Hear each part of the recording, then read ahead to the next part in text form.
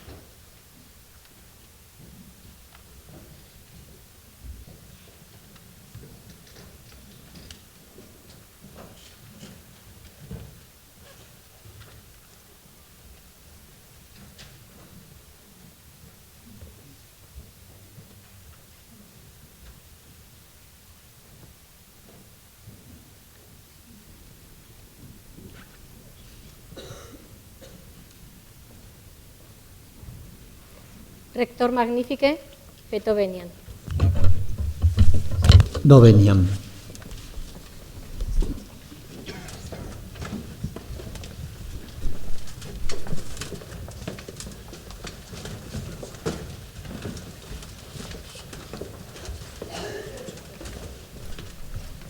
Señor rector magnífico, equipo de gobierno de esta universidad, autoridades, compañeros de la Facultad de Economía y de Empresa y del IME, todos aquellos que venís desde otras universidades, miembros de la comunidad universitaria, señoras y señores.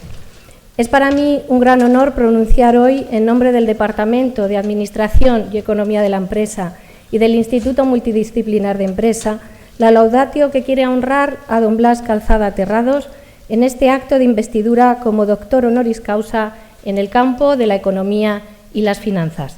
Pero antes de comenzar, conozcamos su trayectoria en imágenes.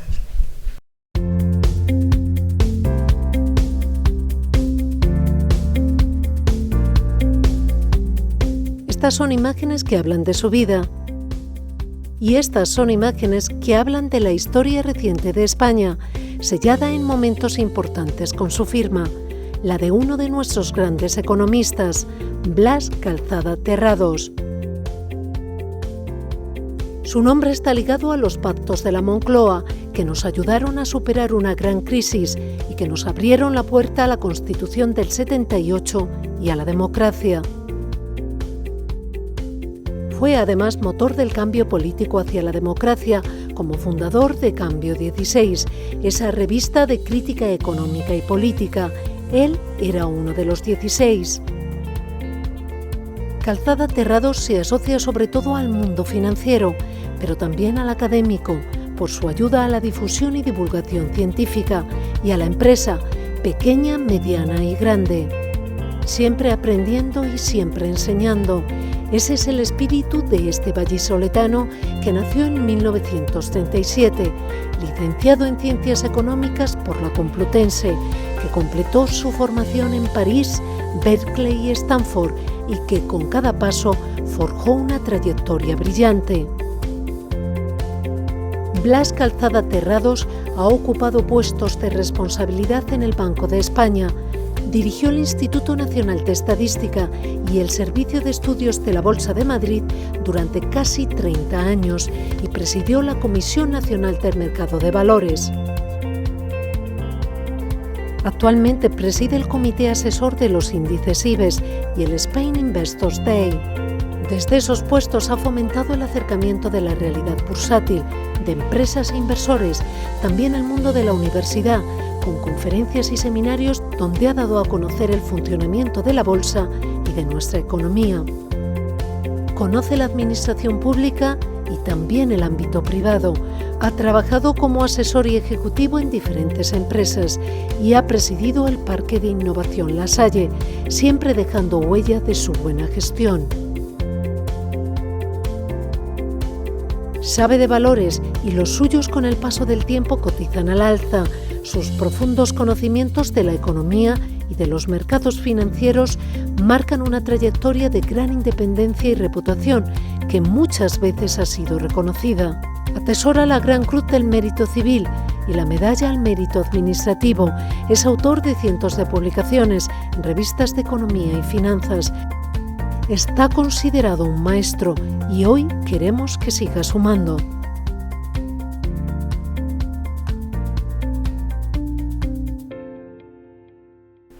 Muchos son, pues, los méritos que atesora don Blas, un economista con una genial mezcla de instinto y sabiduría que le han convertido en uno de los hombres más respetados en el panorama económico y financiero de nuestro país. Uno de los pocos elegidos que han tenido el privilegio y la responsabilidad de participar activamente en todos los momentos cruciales de la historia económica reciente de España. No fue casual que el ilustre doctor Fuentes Quintana le eligiese como uno de los 4 economistas encargados de elaborar el informe económico de los pactos de la Moncloa. Un excelente programa económico que desde la concordia y el consenso político frenó los devastadores efectos de la crisis del petróleo. Atajaron la inflación y la destrucción de empleo, pero también abrieron las puertas a la España democrática. Lo explicaba de forma tajante don Enrique en esos días. O los demócratas acaban con esta crisis o esta crisis acaba con la democracia. Parece, visto desde aquí arriba, una buena forma de iniciar lo que seguiría siendo una brillante trayectoria profesional. Su solvente formación con profesores como Jérôme Engs o Jacques Delors, su pasión por Samuelson, su defensa de la apertura económica y de la modernización de nuestros sistemas financieros fueron fundamentales para ejercer su papel en la dirección del Instituto Nacional de Estadística y en el Servicio de Estudios de Bolsa de Madrid, a donde llega en vísperas de producirse la gran democratización de la bolsa española, con la introducción de la contratación electrónica y el gran boom de los inversores particulares. En su gestión se acercó, sin saberlo, a nuestro fray Tomás de Mercado, para quien la moral interpela a la economía. Así lo reflejaría don Blas en sus exigencias de mayor transparencia, mayor independencia de la auditoría, códigos de buen gobierno y RSC, demandas que ahora parecen obvias, pero no lo eran al principio de los 90. Su labor seria y rigurosa le convirtió en el primer técnico en presidir la Comisión Nacional del Mercado de Valores. Llegó a ella en otro momento económico turbulento, coincidiendo con la gran crisis de confianza en nuestros mercados. Como regulador, retó a Adam Smith al demostrar que la mano invisible de los mercados a veces viene dirigida y corregida por una mirada de buen hombre y por un par de robustas muletas. Se encargó de modificar así el sistema de inspección e inició la convergencia requerida en el informe Lamfalussy. También su mano siguió siendo visible desde bolsas y mercados, poniendo en conexión a los practitioners con los investigadores, primero a través de la creación de la revista Bolsa de Madrid y luego abriéndonos las puertas de la Plaza de la Lealtad. Nuevas bases de datos, digitalización de boletines, apoyo a la transferencia de resultados y mecenazgo. Todo ello fue clave para el despegue de la investigación empírica en finanzas de los mercados en nuestro país. Para el caso concreto de la Universidad de Salamanca, avaló nuestras investigaciones sobre gestión del riesgo, sobre eficiencia de los mercados y gobierno corporativo y mostró su apoyo a dos iniciativas estratégicas, entrando a formar parte del Consejo Asesor del Instituto Multidisciplinar de Empresa y de nuestro panel de expertos en educación financiera. Si hay una palabra que se adhiere sin querer al traje marengo de don Blas, es la de sabiduría. Su labor de divulgación científica engloba más de 500 publicaciones y otras tantas ponencias de honor en círculos de debate sobre competitividad, coyuntura económica o innovación. Su actualidad más reciente nos sitúa a don Blas, y ya vamos terminando, colaborando nuevamente para sacarnos de esta nuestra última crisis. Una crisis atípica, singular, marcada por el credit crunch de nuestro sistema financiero. Dentro del conjunto de medidas institucionales que se adaptaron, nació el SID, Spain Investors Day, un foro anual de empresas, inversores y autoridades económicas para dinamizar nuestra economía. Y al frente de sus 6 ediciones, como reclamo nuevamente de seriedad y de confianza, aparecería don Blas. Poco amigo de sentirse ocioso, preside el Comité Técnico de los Índices IBEX, nos representa en el FMI y en el CERS, y en los ratos libres cocina duelos y quebrantos, y otros yantares que nuestro centenario Cervantes se recrea describiendo en el Quijote. Creo que es pues justo concluir que estamos ante una figura histórica que entrelaza su trayectoria de vida con el nacimiento y el desarrollo de nuestros mercados financieros y con el devenir de nuestra economía, pasada, presente y futura, y que esos lazos encuentran hoy su vínculo definitivo con el alma mater, con esta universidad 8 veces centenaria de Salamanca. Universidad a la que quiere y respeta y a la que a partir de hoy se debe, como uno más de sus doctores. Gracias.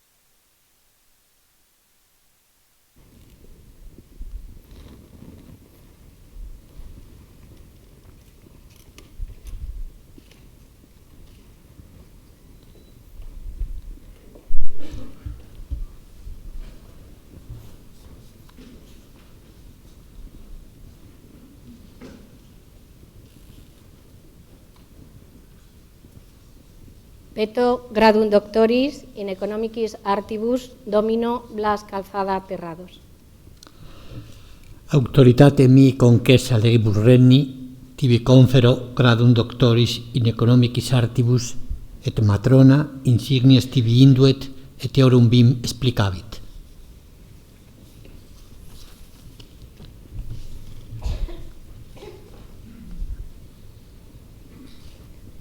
Acipe capitis tegmen apice flameo, uteo non solum splendore ceteris praecelas, sed etiam tanquam Minerva e Casside adcertamen munitus sis.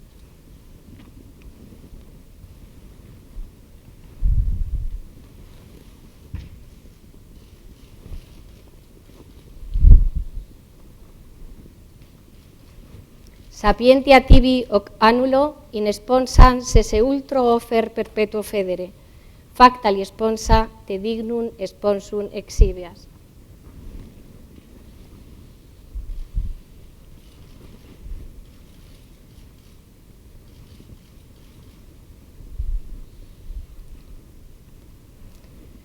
En librum apertum ut scientiarum arcana reseres.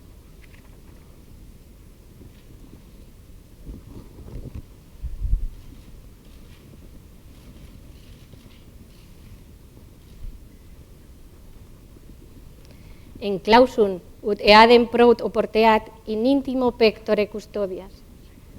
Dot tibi facultatem legendi, intelligendi et interpretandi.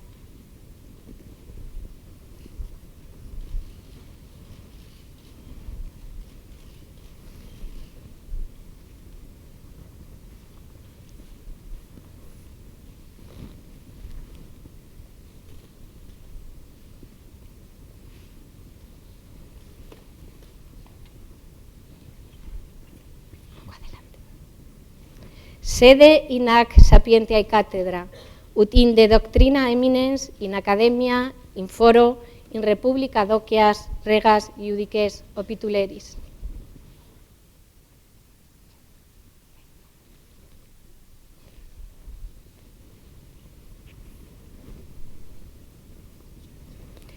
Venidemun in octatos amplexus, quibus et osculo pacis amorusque, a eterno caritatis testimonio, mecunt et academia matre de Vinciaris.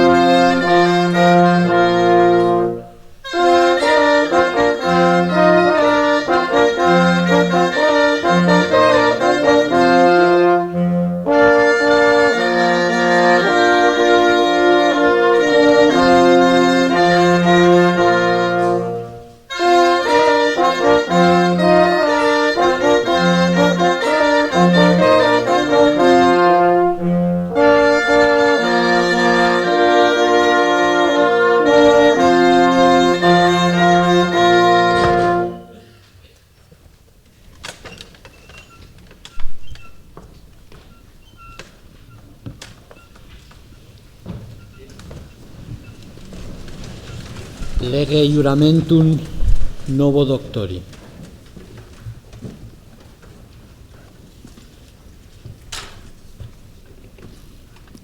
Juras ad crucem et ad santa Dei Evangelia pertetacta, semper ubicunque fueris jura e privilegia, honorem studi uius universitates conservare, semper eam juvare, et in negotis universitatis et factis consilium, auxilium, et favorem praestare quotins eris requisitus?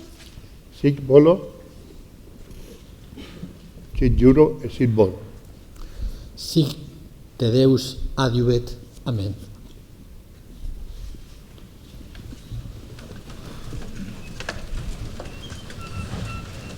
Egregie vir, Domine Blas Calzada Terrados, te admito et incorporo in collegium doctorum Academiae Salmantine, cum omnibus honoribus, libertatibus, exentionibus et privilegis, quibus gaudem possum gaudere alisimiles doctores in economicis artibus in salmanticensi studio et ubicunque terrarum in orbe.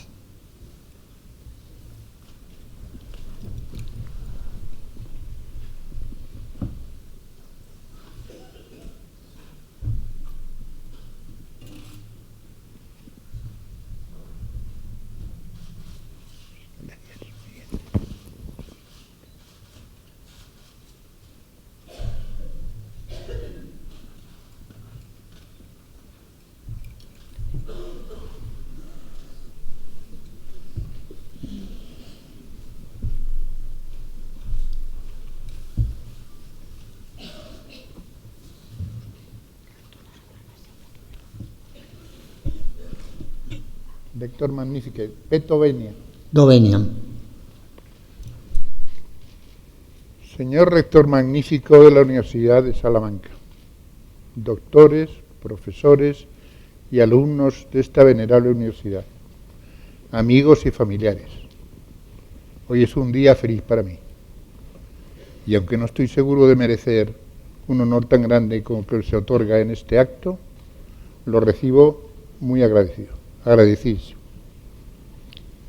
Mis méritos se deben, en todo caso, a mi profesión de economista, de la cual se supone que soy un miembro digno del doctorado de honor y, por tanto, alguien que representa en una cierta medida esa profesión. En estos últimos años, la profesión de economista no está pasando por sus mejores momentos. En realidad, hace ya tiempo que se hacen chistes sobre los economistas y su discutible capacidad de prever el futuro, dando por supuesto que ese acierto es lo más importante que se puede esperar de ellos. Como contrapunto y para remarcar su falta de acierto, se dice que los economistas son especialistas en pronosticar el pasado con todo detalle. No resisto a la tentación de contarles un chiste, que aunque antiguo explica perfectamente la opinión de los más sofisticados de los detractores. En un globo viajan unos cuantos pasajeros cuando les sorprende una tormenta que les lleva a un lugar desconocido para ellos. Desde lo alto ven un labriego arando y se deciden a bajar para informarse. Desde el globo preguntan al labriego: buen hombre, ¿puede decirnos dónde estamos? Están ustedes en un globo, contestó el interrogado. Dice: vaya una respuesta más exacta y más inútil. Parece usted un economista. Incluso en las jornadas en latín, en las fórmulas en latín de la investidura, hay varios doctorados en los cuales se le atribuye la palabra ciencia, pero a la economía se le atribuye artibus. Efectivamente, la economía no es una ciencia de las llamadas exactas, pero espero convencerles de que bien utilizada es de mayor importancia para países y personas. Como pueden haber adivinado, me refiero a la economía llamada pública, y no a los economistas del negociabilis artibus, como se les llama a los economistas de empresa en el latín del ceremonial. Este arte tiene menos detractores, por lo menos públicos. Un economista público se supone que debe conocer muy bien la teoría económica, que es la base científica de su profesión. Efectivamente, durante algún siglo, los economistas más insignes han tratado de asimilar la economía a las ciencias más reconocidas y especialmente a la física, lo que se nota sobre todo en la terminología que utilizamos. Como en otras ciencias, la aplicación de las matemáticas para explicar y prever los fenómenos económicos se considera el fin último del desarrollo científico, ya que la lógica matemática es irrebatible. Como es bien sabido, se han construido modelos de macro y microeconomía que responden a este anhelo, pero solo si se cumplen condiciones no demasiado compatibles con la realidad. Dos expresiones latinas informan de esa irrealidad de los supuestos básicos. La primera es la necesaria existencia del homo economicus, que debería ser el actor de todas las decisiones económicas y que es un ser perfectamente informado de sus preferencias, de todos los mercados, de las decisiones de los demás, y que solo se actúa por razones económicas, sin ninguna otra motivación. Por otra parte, de las relaciones de causa-efecto se pueden pronosticar, y solo si existe un cetibus paribus, es decir, si todas las demás acciones económicas no varían, si todo lo demás no se mueve.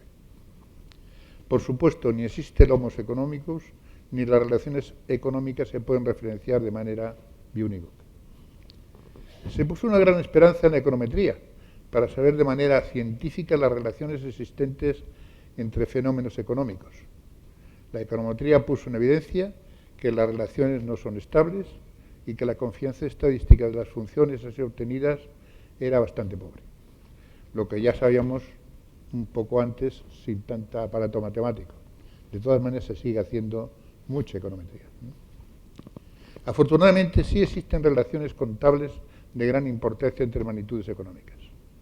El total de lo producido en bienes y servicios, el llamado PIB, es igual con algunos ajustes conocidos al total de las rentas generadas, que a su vez se gastan o se consumen o se ahorran. Además, el ahorro se invierte o se destina a ampliar o atraer activos financieros que pueden provenir de periodos anteriores o del dinero creado por las autoridades monetarias. Todas estas igualdades dan lugar a relaciones contables y una cierta seguridad de la existencia de relaciones funcionales no del todo bien establecidas entre las magnitudes financieras y las reales. En todo caso, las relaciones financieras han dado lugar a un extenso desarrollo de ciencia económica en ese campo, en el cual yo he publicado bastantes cosas, no sé si tan útiles como sería la relación efectiva y fundamental entre las relaciones financieras y las relaciones reales. En el último siglo, y sobre todo a partir de la Segunda Guerra Mundial, las preocupaciones de los gobiernos por la situación económica han ido en aumento, hasta llegar a ser las principales bases de los programas de los partidos políticos en los países democráticos y las principales promesas de los dictadores. Lo prometido en ambos casos es un crecimiento que conduzca a la riqueza y un cuidado para todos del Estado en las necesidades básicas. El proceso de paso del ahorro a la inversión a través de colocaciones financieras ha habido y hay malentendidos, fallos y fraudes derivados de la falta de formación financiera de los ahorradores. La educación en este campo está preocupando de manera creciente a las autoridades y me alegra saber que esta universidad tiene convenios con la Autonomía de Castilla y León para realizar cursos específicos de enseñanza de cuyo éxito no tengo la menor duda. Hay que decir además que cada vez que se invierte y falla la inversión o es un fraude, no solo se perjudica al afectado, sino que parte del ahorro se esteriliza y hay un efecto depresivo sobre el conjunto de la economía. Con estos mimbres, que no son pocos, los economistas analizamos la situación de la economía y podemos juzgar un buen funcionamiento o su deterioro, y la adecuación de las políticas económicas en todo caso. Este es, al fin y al cabo, la utilidad de la economía como ciencia. En los últimos años, varios historiadores de la economía han calculado el PIB español desde 1850, que no es tarea fácil. Siguiendo las cifras de Maluquer, que es uno de sus historiadores, que es el más generoso con los primeros años de la serie, entre 1850 y 1960, el PIB por habitante en euros de 2010 se multiplicó por 2,7, de los cuales 0,9 puntos se consiguieron en la última década, entre el 50 y el 60. Contra este resultado de 110 años, en los siguientes 15, entre 1960 y 1975, el PIB se multiplicó por 2,5. Durante los primeros 110 años hubo mejoras tecnológicas de gran consideración que en España no se difundieron por problemas de políticas económicas inadecuadas. Un análisis correcto de la situación de la economía y unas políticas adecuadas a partir de 1959 permitió un gran crecimiento en los siguientes 15 años al difundir la productividad en nuestro país a través de la adopción de tecnologías ya existentes. Entre 1975 y 2007, el PIB por persona se volvió a duplicar, por la misma razón. El cambio entre 2007 y 2014 hemos perdido PIB por el 7%, debido a un mal análisis en un momento inadecuado. Para alcanzar dicho fin, de programas políticos y las promesas de todo dirigente, en la promesa de todo dirigente se considera imprescindible la intervención del Estado como impulsor del crecimiento y distribuidor de las rentas generadas, ya que, en principio, y por rara unanimidad, se piensa que sin esa intervención la distribución sería injusta. La distribución en el mercado, todos los analistas consideran que es injusta si no interviene el Estado, si le deja solo al funcionamiento del mercado, ¿no? El Estado tiene que intervenir. Las políticas de impuestos, subvenciones y reglamentaciones con este fin han hecho del Estado un actor tan importante en la economía que ni los empresarios ni los consumidores pueden hacerle competencia. En los países desarrollados, en torno a la mitad de las rentas generadas pasan por el Estado y dependen de su política económica. Además, se le achaca a los gobiernos el crecimiento del PIB o la falta de él de manera no siempre justa. Es verdad, la verdad es que el crecimiento de las economías depende de la existencia y difusión del desarrollo tecnológico y su adaptación a las condiciones de la economía del momento, por medio de una correcta política económica. Esa es mi opinión sobre todo caso. Sin los medios que tendríamos después y durante las negociaciones del Tratado de Versalles, Keynes, que aún no era el santón de la economía que fue luego, analizó la economía alemana y concluyó que era imposible que se pudieran pagar las indemnizaciones de guerra que se le pedían, nada menos que 226.000 millones de marcos oro. Así lo defendió y como no le atendieron, renunció a su puesto de asesor económico del gobierno inglés y escribió un libro, Las consecuencias económicas de la paz, para información pública. Como hemos sabido después, esa deuda, aun reducida varias veces, tuvo consecuencias políticas y sociales extraordinariamente negativas para toda Europa. En mi opinión, el mundo atraviesa en estos momentos unas circunstancias que exigirían nuevos conocimientos económicos, tanto teóricos como de análisis profundo. Tenemos una población mundial con demasiados jóvenes sin trabajo y con unos ancianos que, gracias a la mejora de la medicina y condiciones de vida, viven más allá de lo que permiten los ingresos por pensiones, si es que gozan de ellos. Una globalización que está precipitada y de la que en muchas naciones hay grandes grupos que quieren dar marcha atrás en una imposible vuelta a la antigua situación. Un tipo de interés sin riesgo próximo a cero, que no es sostenible y que para ello los bancos centrales de la mayor importancia están monetizando deuda pública de pago muy difícil. Un avance tecnológico insuficiente y que destruye más puestos de trabajo de los que crea. Una situación de la Unión Europea en la que hay más problemas que nunca. En estas circunstancias no hace falta ser Keynes para deducir que hay un riesgo no desdeñable de que se deriven consecuencias políticas y sociales no deseables en esta situación. El general de Gaulle decía en lenguaje militar que hay que seguir un objetivo y que la intendencia seguirá. Es decir, la economía se adaptará a cualquier situación. Eso es absolutamente incierto y lo que es necesario en realidad es saber con qué medios se cuenta para alcanzar un objetivo, si de verdad se quiere llegar a él. Desgraciadamente hay demasiados partidos políticos que son gaullistas en este sentido. La situación internacional, la propia de nuestro país, hace necesario más que nunca tener la mayor seguridad posible al tomar las decisiones, considerar las consecuencias de una política determinada o de no tomar ninguna política, cuando hace falta hacerlo, de advertir de los riesgos a los responsables y, por último, y aún más importante, explicar a los ciudadanos la situación, las eventuales medidas a tomar y sus costes sociales y económicos.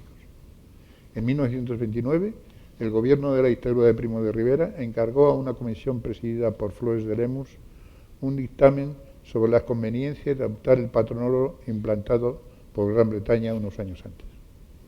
Después de un análisis magnífico de la economía española, la comisión recomendó no adoptar el patrón oro para no añadir rigideces a una economía que ya tenía demasiadas. El patrón oro no duró mucho y la crisis se lo llevó por delante.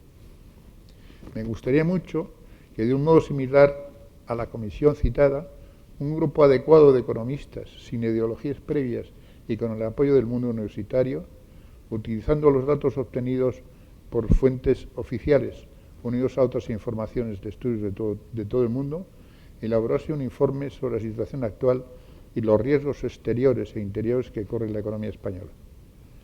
Idealmente debería seguirse con un trabajo continuo para seguir estudiando novedades y una cierta labor crítica sobre la política económica de los gobiernos y las explicaciones pertinentes a los ciudadanos. Debería completarse además con una búsqueda constante de informaciones sobre los avances tecnológicos y científicos susceptibles de convertirse en avances tecnológicos a su vez. También en este caso con el auxilio indispensable del mundo universitario. Todo ello al alcance de empresas y ciudadanos. La última crisis nos pilló de sorpresa y las autoridades no reaccionaron a tiempo y estamos sufriendo las consecuencias en estos momentos. Es una experiencia que no debe repetirse nunca más. Por lo que a mí me parece oportuno, pero el que a mí me parezca oportuno esta iniciativa no quiere decir que se vaya a realizar ese propósito. Lo más probable es que no sea así. Solo me queda reiterar mis agradecimientos a la universidad en su conjunto, especialmente a mi madrina, la doctora don Esther del Brío, a quien estaré siempre agradecido por su esfuerzo. También debo dar las gracias a mis amigos y familiares que recibieron con tanta alegría mi nombramiento como doctor honoris causa. Por último, pedir perdón por mi poco brillante prosa, que se compara con mucha desventaja con la de otras investiduras recientes de esta universidad. Pero como es conocido desde hace siglos, lo que Dios no da, Salamanca no presta. Muchas gracias.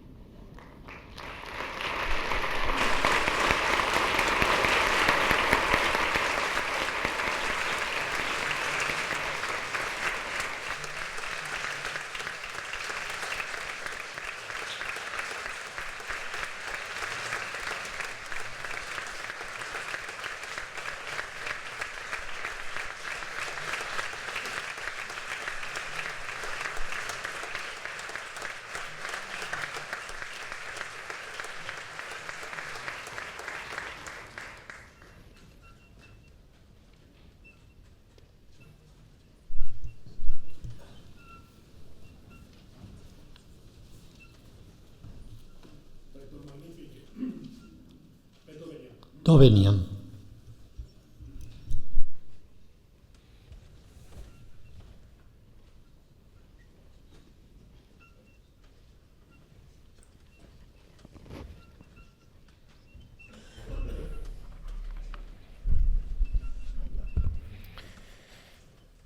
Excelentísimo señor rector magnífico, excelentísimos señores vicerrectores, decanos y demás autoridades académicas y civiles, queridos colegas profesores españoles y extranjeros, en especial amigos colombianos y venezolanos que nos han regalado su cálida compañía, esforzados estudiantes de los semilleros de investigación, señoras y señores. En este histórico y dignísimo recinto del Paraninfo de nuestra universidad, hoy celebramos este solemne acto por el que el área de Derecho Procesal, el Departamento de Derecho Administrativo, Financiero y Procesal, la Facultad de Derecho y la Universidad de Salamanca en su conjunto, quiere rendir un merecido homenaje a un ilustre y admirado procesalista iberoamericano, el profesor Jairo Parra Quijano, presidente del prestigioso Instituto Colombiano de Derecho Procesal y expresidente del Instituto Iberoamericano de Derecho Procesal. Veamos en imágenes una breve semblanza de su brillante trayectoria intelectual, profesional, académica. Ha hecho suya esa creencia de que el juez usurpa el oficio de los dioses, que es juzgar a los hombres. Por eso, dice, no cabe responsabilidad más grande. Jairo Parra Quijano ha impartido muchas lecciones a lo largo de su vida y en todas nos invita a pensar y a trabajar por un mundo más justo. Hoy la Universidad de Salamanca reconoce a este abogado y profesor de universidad que desde Colombia, su país natal, pone en valor el derecho procesal. Lo hace allá donde va, donde habla y donde se le escucha como una de las voces más autorizadas en este ámbito. Jairo Parra Quijano es doctor en Derecho y Ciencias Sociales por la Universidad Libre de Colombia, de la que también fue rector. Es profesor emérito de la Universidad Externado de ese país y presidente del Instituto Colombiano de Derecho Procesal. Es un reconocido jurista, imprescindible en los foros y asociaciones internacionales más importantes en derecho procesal. Durante años fue también presidente del Instituto Iberoamericano de Derecho Procesal. La suya es una carrera vocacional, una constante inversión para formar a nuevas generaciones de juristas. El doctor Parra Quijano sabe cultivar el campo que pisan los estudiantes de Derecho Procesal y que florece en forma de semilleros. Su lado institucional y universitario convive con otro perfil profesional que le ha permitido la práctica del derecho. Como abogado litigante en Colombia y también como conjuez, ha sido miembro honorífico del Tribunal en la Corte Constitucional, la Corte Suprema y el Consejo de Estado en Colombia. Es un maestro en Derecho Probatorio, autor de obras convertidas en clásicos dentro del derecho procesal, como sus estudios sobre los terceros en el proceso civil, el Manual de Derecho Probatorio o los Tratados de la Prueba Judicial. Aporta teoría y práctica, planteamientos y soluciones para resolver los problemas cotidianos de la justicia. La suya es una carrera por la independencia y la responsabilidad, una apuesta por la educación como la mejor arma para alcanzar la justicia y la paz, porque sin justicia, dice, no puede haber paz.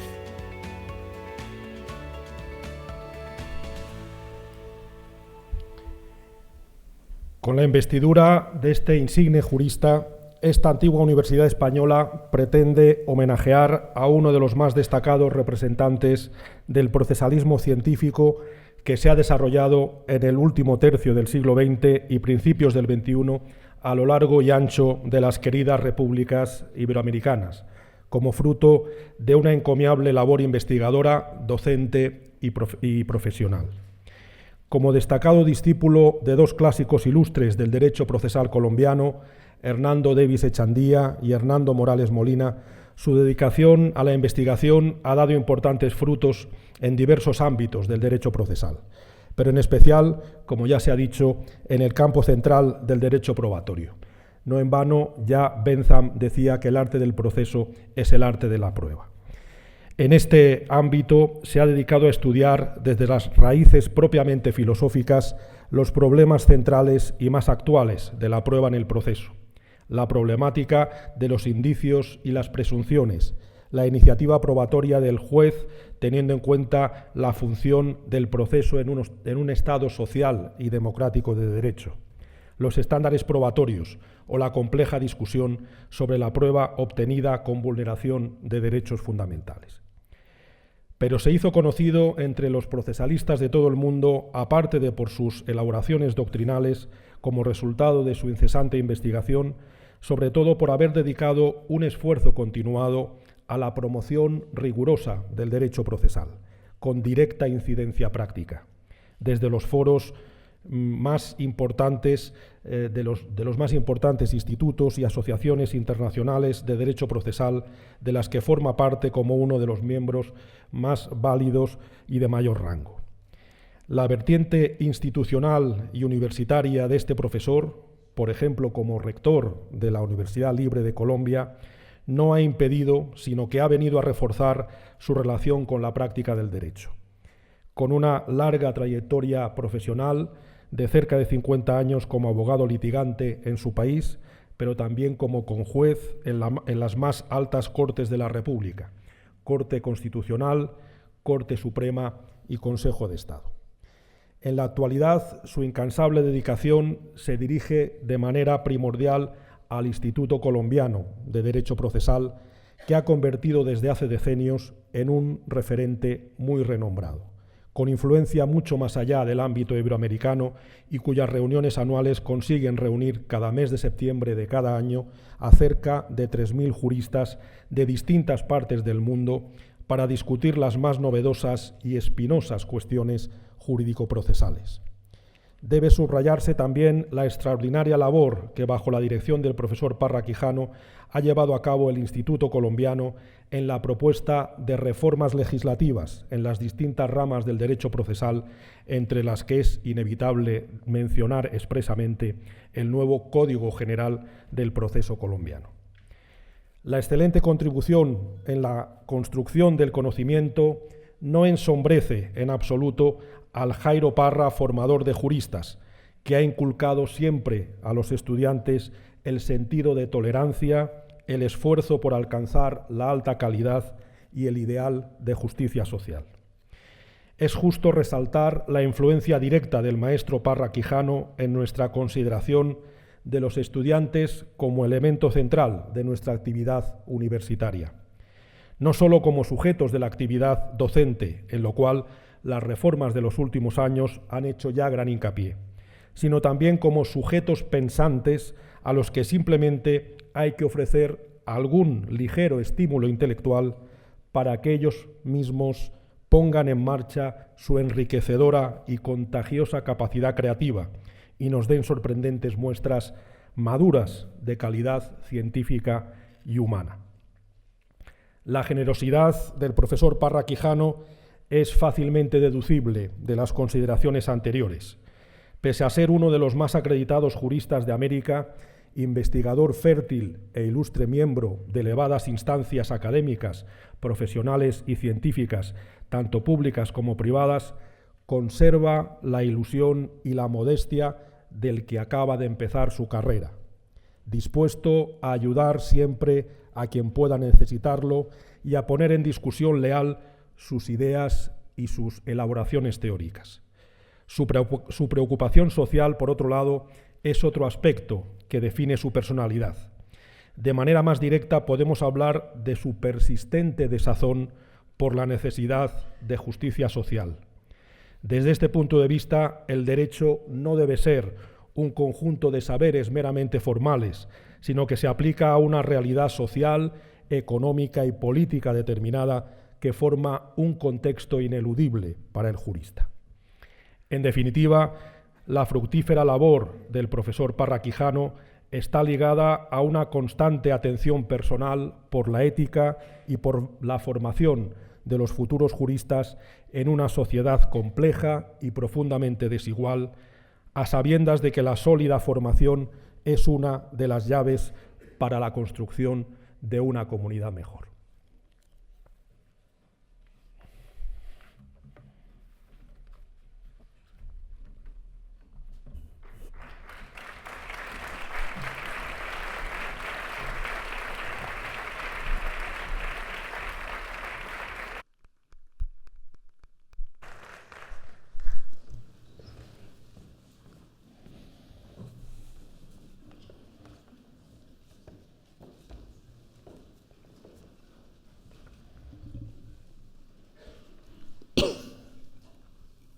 Peto gradum doctoris in utroque iure domino Jairo Parra Quijano.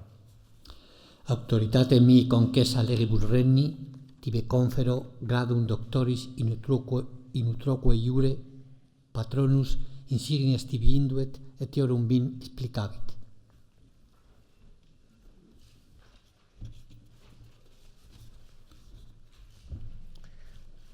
Accipe capitis tegmen apice rubro, ut eo non solum splendore ceteris praecellas, sed etiam tamquam Minervae Cassidae ad certamen munitus sis.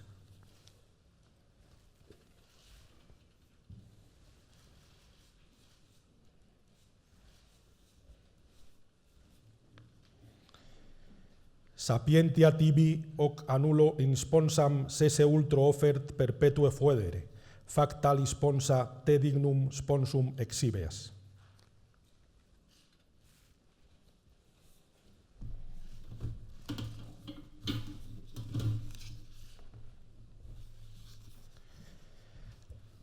En librum apertum ut scientiarum arcana reseres.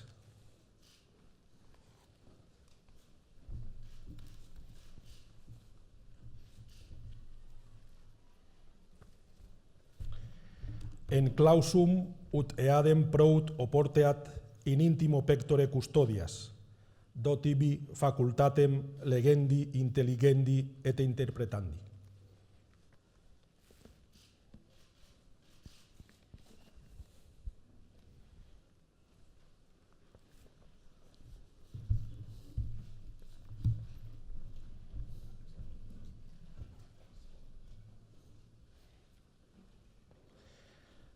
Sede in ac sapientia e cathedra ut inde doctrina eminens in academia, in foro, in republica doceas, regas, iudices, opituleris.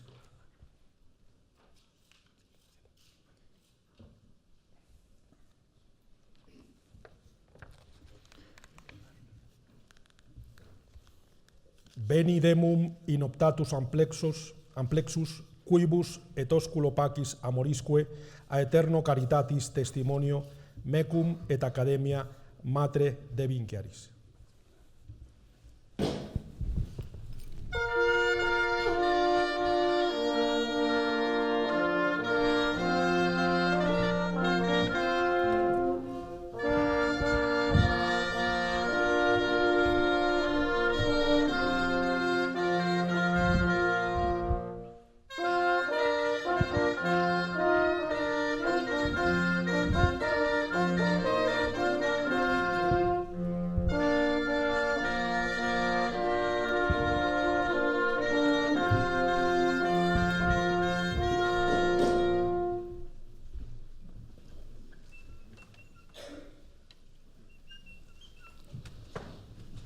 Lege juramentum novo doctori.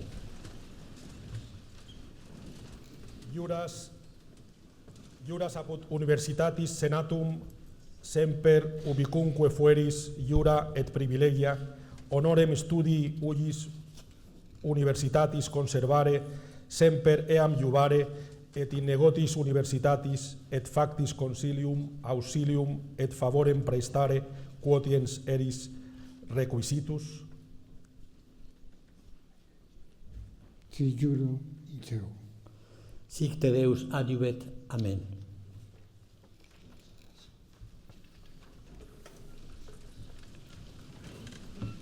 Egregie vir Jairo Parra, te admito et incorporo in collegium doctorum academiae salmantine, cum omnibus honoribus, libertatibus, exemptionibus et privilegis, quibus gauden possum gaudere alisimiles doctores in utroque iure in salmanticensi studio et ubicunque terrarum in orbe.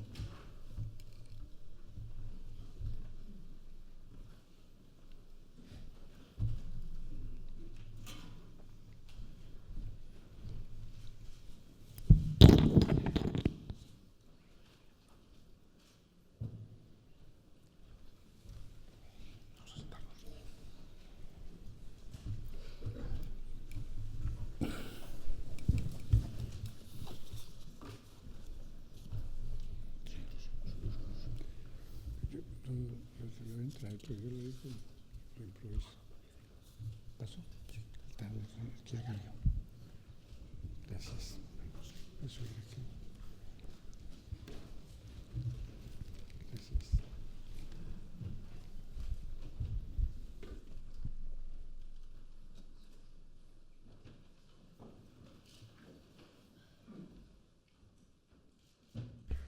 Muy bien, es un gratísimo honor estar aquí con la dispensa de todos ustedes, del señor rector y de todos los presentes, de mis parientes y amigos.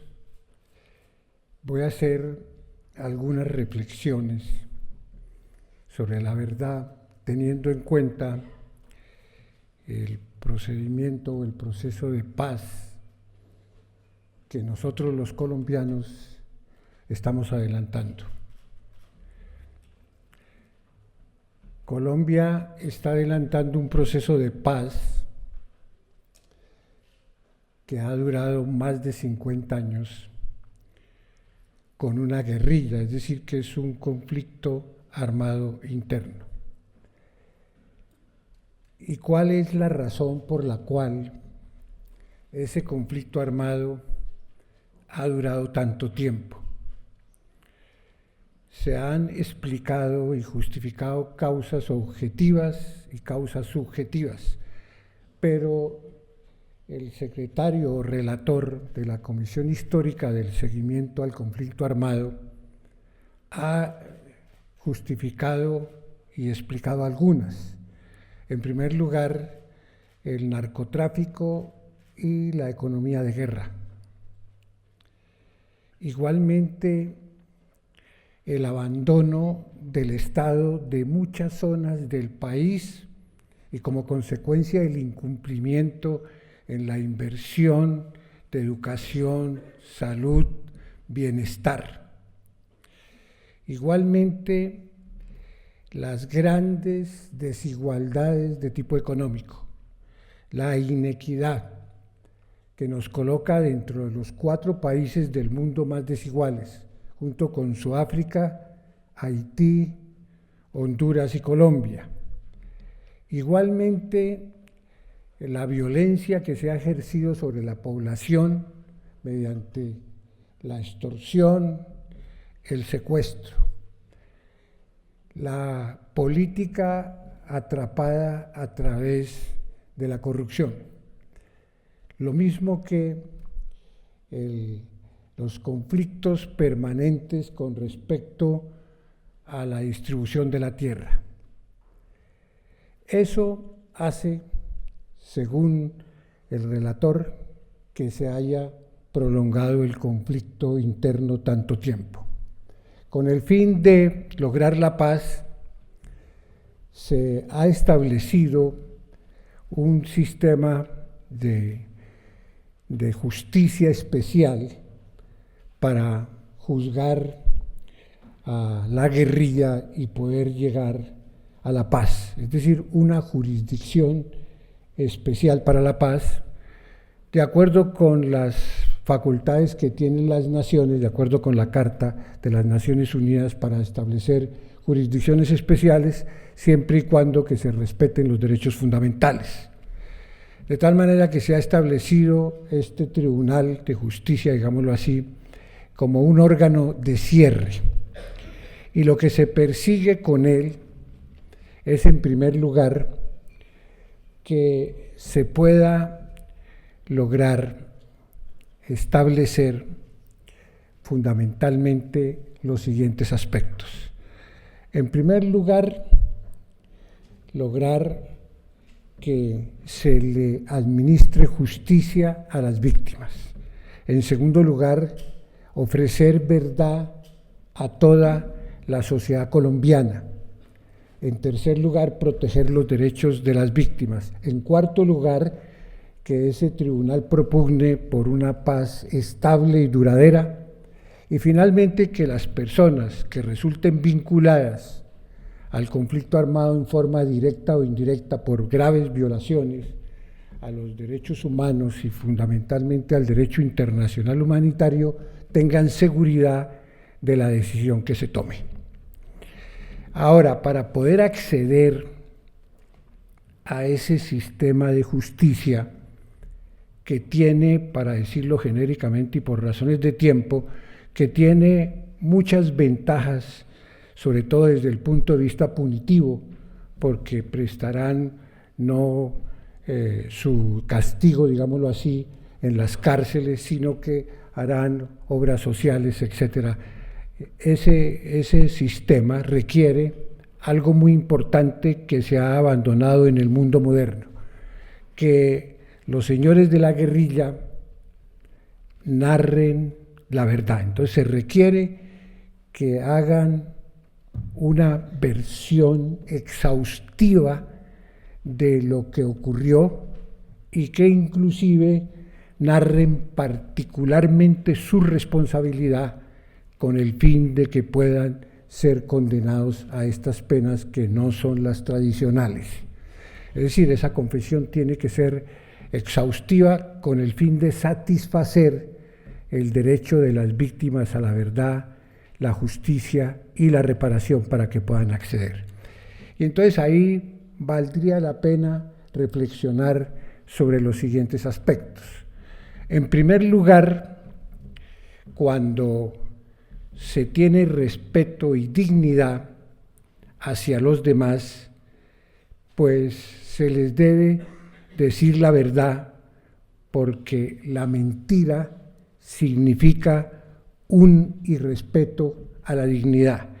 De tal manera que nosotros, y copiando en parte a Immanuel Kant, respetamos a los demás cuando les narramos la verdad, y en este caso la guerrilla, no necesariamente con fines punitivos, sino para que las víctimas sepan qué fue lo que realmente ocurrió con sus seres queridos. Entonces vamos a manejar la noción de la verdad de acuerdo con lo que dice Immanuel Kant, que yo respeto a los demás teniendo dignidad, y si yo tengo dignidad, hago digno a los otros, porque la dignidad es como una moneda de dos caras. Si yo me respeto a sí mismo, si yo me interiorizo con dignidad, igualmente le doy dignidad a los otros. Y cuando miento, y respeto su dignidad. De tal manera que es condición para acceder a esas medidas distintas a las represivas de la justicia ordinaria que se narre la verdad. Pero aquí hay que pensar esto: la guerrilla dirá la verdad. Si no dicen la verdad y se les comprueba que no lo hicieron, pues no solamente le incumplen a las víctimas, sino que tendrán una sanción social, porque esa es la otra cara de la verdad, una sanción social, y seguramente como aspiran a hacer política, la sociedad se encargará de no permitir con la votación su acceso a las cámaras legislativas, porque esa es la aspiración que ellos tienen. La verdad aquí no solamente es para las víctimas, sino para darle legitimidad a la guerrilla para poder aspirar a cargos de elección popular. Y valdría la pena aquí también, citando a Michael Lynch, unir la verdad con la sinceridad. Se es sincero cuando se narra un hecho con la intención de no engañar. Y entonces, si efectivamente la guerrilla es sincera y cuenta lo que hizo, pues respeta a las víctimas, y unos y otros tendremos la obligación de ser sinceros si es que aspiramos a vivir juntos como así tiene que ser. Entonces la veracidad, que es la parte, digamos, tierna y dulce de la verdad, se transforma en algo muy importante a fin de que pueda la guerrilla exhibir que fueron capaces de decir la verdad, es decir, que fueron sinceros y que como consecuencia tienen legitimidad, porque seguramente en el pasado no estuvieron vinculados con esos crímenes tan atroces ni con el narcotráfico, pero que por degeneración que siempre produce la guerra terminaron cometiendo las atrocidades que hicieron, y además estar emparentados con el narcotráfico. Y eso les dará una legitimidad para poder aspirar a llegar a cargos de elección popular que nos permitirá a nosotros integrarnos con paz para lograr una nación en el futuro que sea viable, y sobre todo con la prospección de que la justicia no es para los coetáneos. La justicia es algo más que eso, debe ser para las generaciones futuras. Nosotros, los adultos, los viejos, tenemos la obligación de entregarle a las generaciones futuras un país en paz para que esas generaciones futuras puedan gozar del hermoso país que es Colombia. Pero hay algo más. Tradicionalmente se han ensayado muchas definiciones de lo que se conoce con el nombre de la justicia transicional. El Externado ha publicado un libro, la Universidad Externado de Colombia ha publicado un libro que encabeza el profesor Jaime Bernal Cuellar, y se trata de definir lo que se puede tener como algo positivo con respecto a la justicia en la transición. Es decir, es una justicia que dentro de un contexto para pasar de la guerra a la paz o de un sistema político a otro, y se persigue por lo menos averiguar las atrocidades y los crímenes que se cometieron en el pasado. En segundo lugar, ofrecerle verdad, que es muy importante aquí la verdad no solamente a la sociedad colombiana, sino a los deudos, a los parientes de las personas que fueron desaparecidas, etc. En el pasado se procuraba olvidar, que se olvidara lo que había pasado en esos momentos de guerra.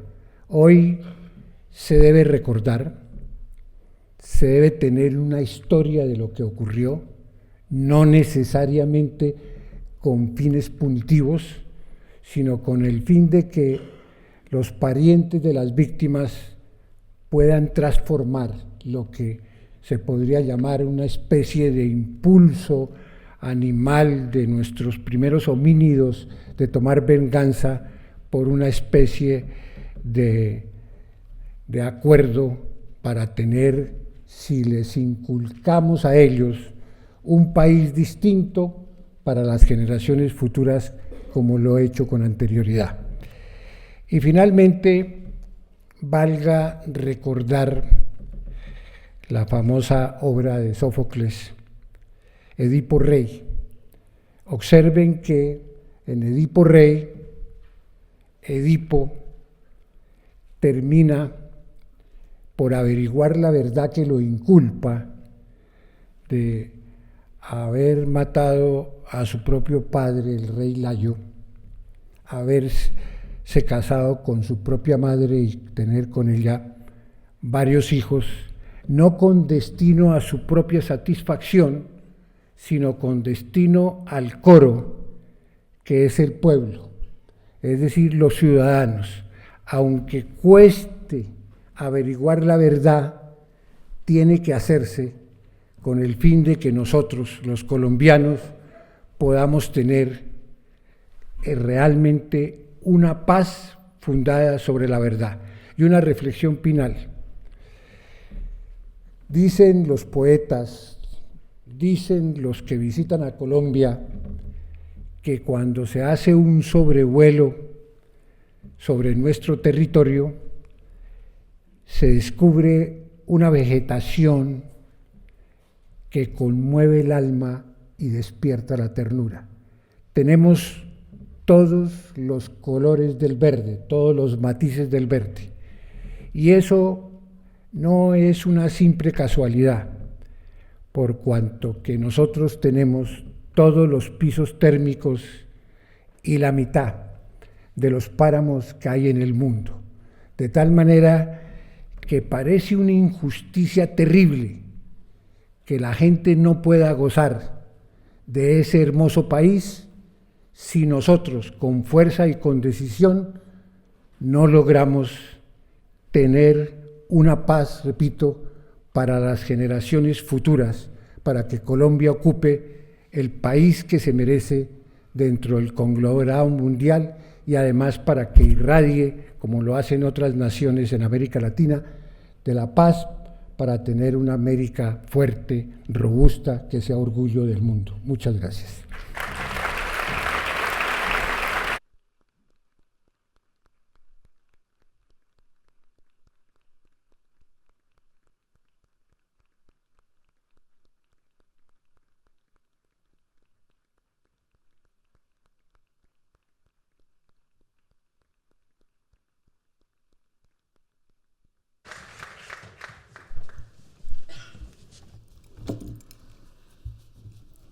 Doctores Blas Calzada y Jairo Parro, distinguidas autoridades, señoras vicerrectoras, vicerrectores, secretaria general de la Universidad de Salamanca, señora rectora seccional de Cúcuta de la Universidad Libre de Colombia, señor vicerrector de la Universidad Pontificia de Salamanca, doctora del Brío, doctor Bujosa, madrina y padrino de los doctorandos, compañeros y compañeras de la comunidad universitaria, señoras y señores.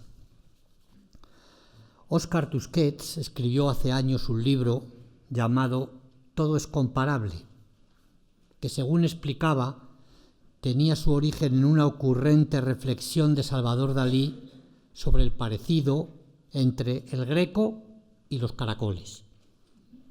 Para el genio de Figueras, el Greco en su época griega era un ortodoxo pintor de iconos, luego en Italia un cumplido renacentista y más tarde en España el perfecto retratista del oscurantismo de los Austrias.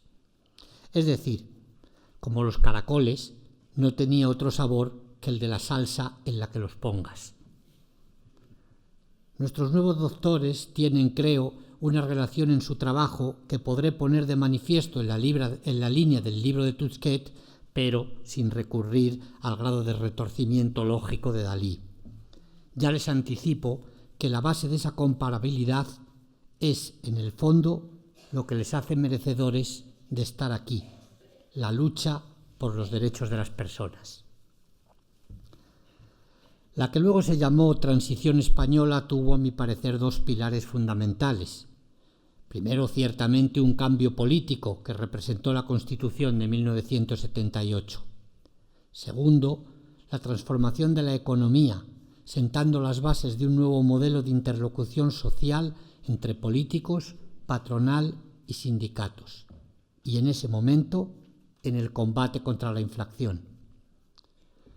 Los llamados pactos de la Moncloa son la representación de ese pilar económico de la democracia y en ellos Blas Calzada desempeñó un importante papel.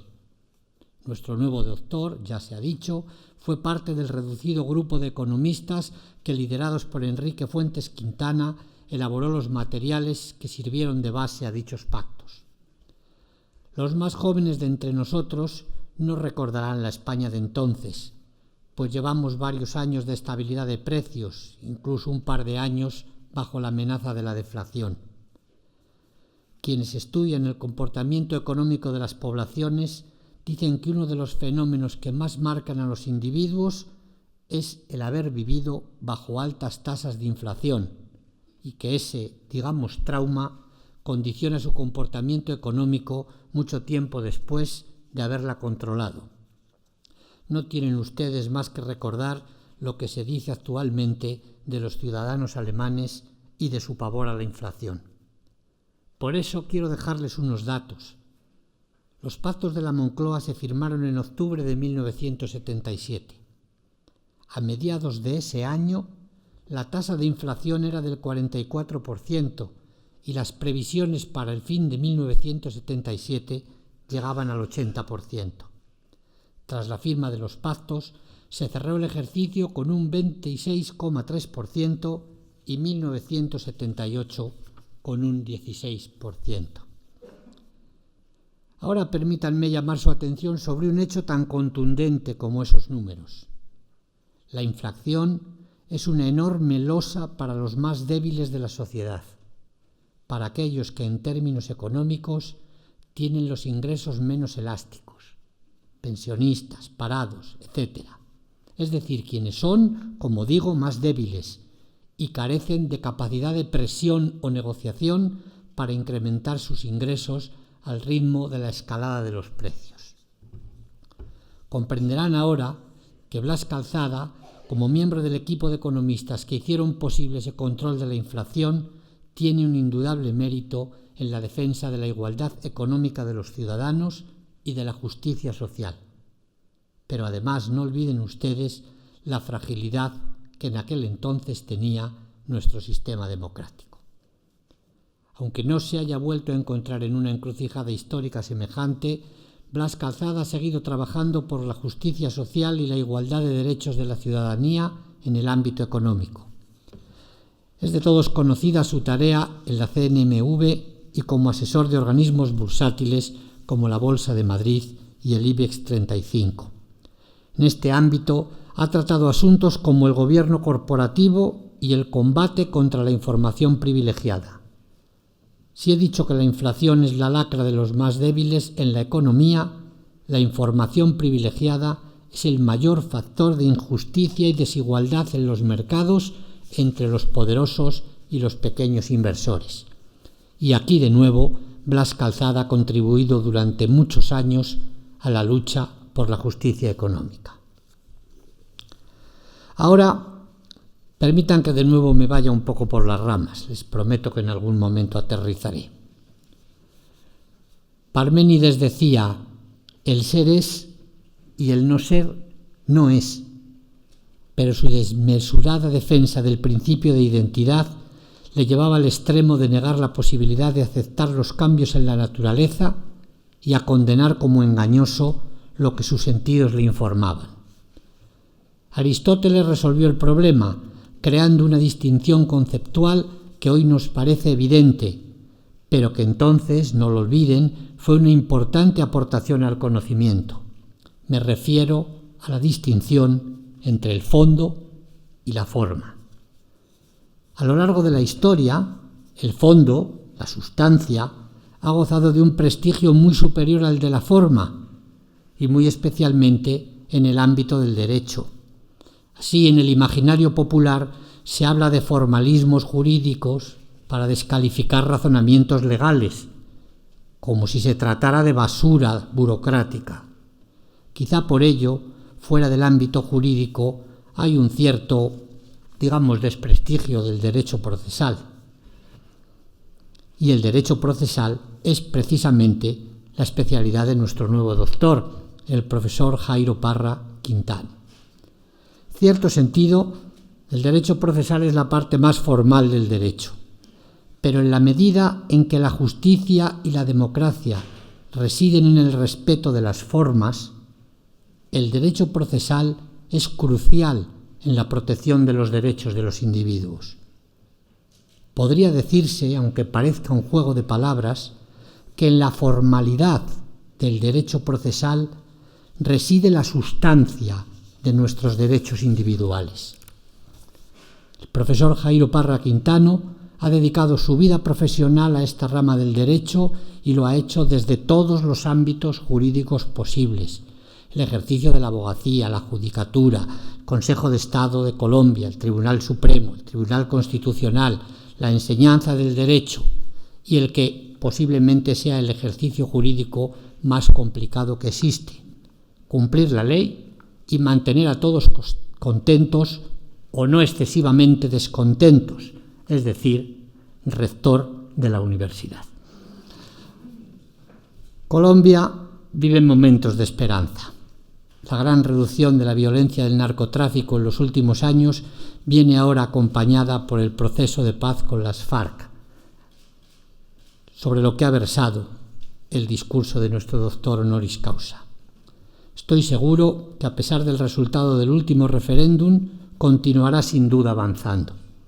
Eso significa que poco a poco la violencia pierde un terreno que va ocupando la ley. E imagino que el trabajo del profesor Jairo Parra y su magisterio han contribuido a ello.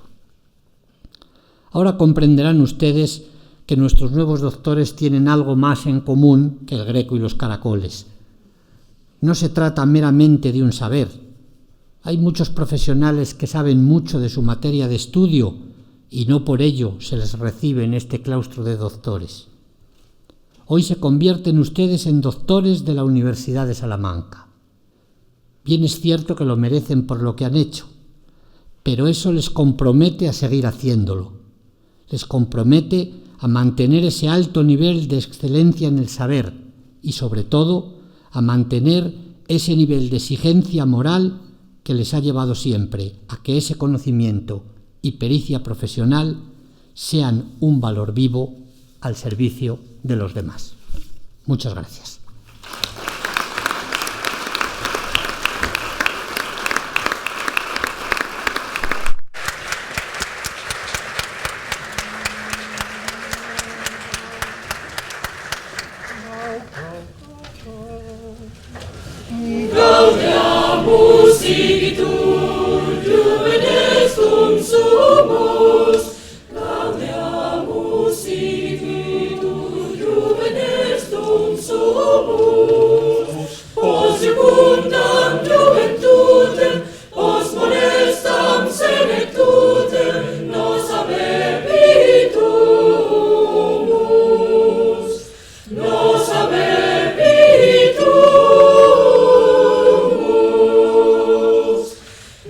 Vivat Academia, vivan profesores, vivat Academia, vivan profesores, vivat membrum quolibet, vivat membraque libet, omnes inti flore, omnes inti flore,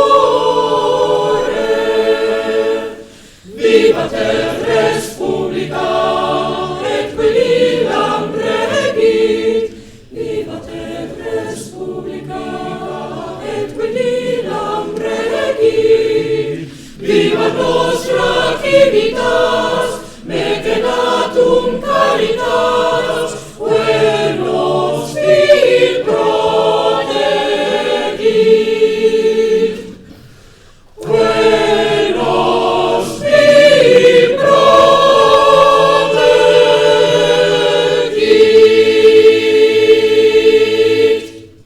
Universitas Studi Salamantini.